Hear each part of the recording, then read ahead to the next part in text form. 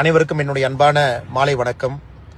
இடுவாய் கிராமம் சின்னக்காளிபாளையத்தில் பெரும் திரளாக சேர்ந்திருக்கக்கூடிய எல்லா பெரியோர்கள், தாய்மார்கள், சகோதர சகோதரிகள், இளைஞர் படை எல்லோருக்கும் என்னுடைய வணக்கத்தை தெரிவித்துக் கொள்கின்றேன். முதல்ல மன்னிப்பையும் கோரிக்கொள்கின்றேன்.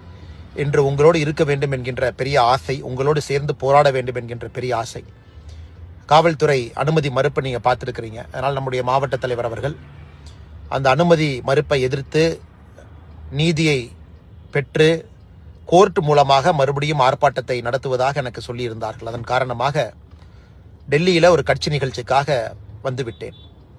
ஆனாலும் இன்று நீங்கள் எல்லோரும் கூட காவல்துறையினுடைய தடையெல்லாம் மீறி இன்று இந்த போராட்டத்தை நடத்தி கொண்டிருக்கின்றீர்கள். அதனால் நிச்சயமாக உங்களுக்கு உறுதியளிக்கின்றேன், அடுத்து நடக்கக்கூடிய போராட்டத்திற்கு நான் நிச்சயமாக அங்கே இருப்பேன். அதே நேரத்தில் எங்களுடைய மாவட்ட தலைவர் அண்ணன் ஸ்ரீனிவாசன் அவர்கள் முறையாக அனுமதியை நிச்சயமாக பெறுவார் என்கின்ற நம்பிக்கையும் எனக்கு இருக்கு. காவல்துறை அப்பொழுதும் அதை மறுத்தால் வேறு வழி இல்லை, நானும் உங்களைப் போல அதை மீற வேண்டிய கட்டாயத்திற்கு தள்ளப்பட்டிருப்பேன்.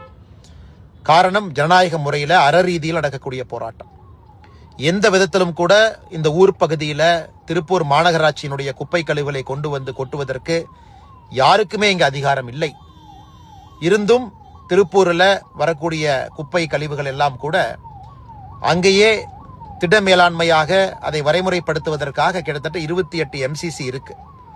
எதுவுமே நடைமுறைப்படுத்தல.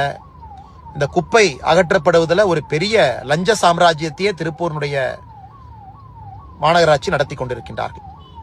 இன்னைக்கு அதை பேச்சு மூச்சு இல்லாம சத்தம் போடாம அதை நைசா கொண்டு வந்து சின்னக்காளிபாளையத்தில் கிட்டத்தட்ட ஒரு 6-7 கிராம பொதுமக்களுக்கு தொந்தரவு கொடுக்கும் விதமாக அராஜகத்தோடு இதை கொட்டியே தீர்வோம் என்று ஆர்ப்பாட்டம் செய்து கொண்டிருக்கின்றார்கள் அவர்கள்.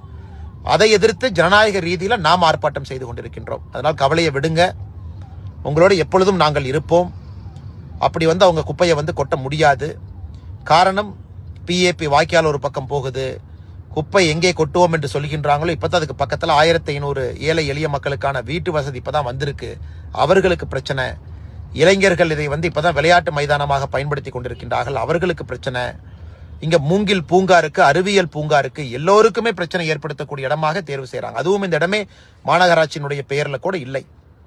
அதனால் நிச்சயமாக உங்களுடைய போராட்டத்தில் நான் உணவுபூர்வமாக இருக்கின்றேன் என்று சொல்லி இந்த நிகழ்ச்சியில நம்முடைய பாரதிய ஜனதா கட்சி சார்பாக நம்முடைய தலைவர்கள், பொதுச் செயலாளர் AP முருகானந்தம் அவர்கள், அண்ணன் CP சுப்பிரமணியம், அவங்களுடைய சொந்த ஊர் அண்ணன் அங்க இருக்கிறாங்க, மூத்த திருப்பூர் பகுதியினுடைய பாரதிய ஜனதா கட்சியினுடைய தலைவர் பெருமக்கள் எல்லோரும் இருக்கின்றார்கள், மாவட்டத்தினுடைய தலைவர் அண்ணன் ஸ்ரீனிவாசன் அவர்கள் இருக்கின்றார்கள்.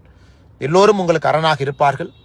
மறுபடியும் நடக்கக்கூடிய போராட்டத்திற்கு நான் நிச்சயமாக வருவேன். ஒரு முன்னாள் காவல்துறை அதிகாரியாக இருந்து உங்களுடைய அன்பை பெற்றிருக்கக்கூடிய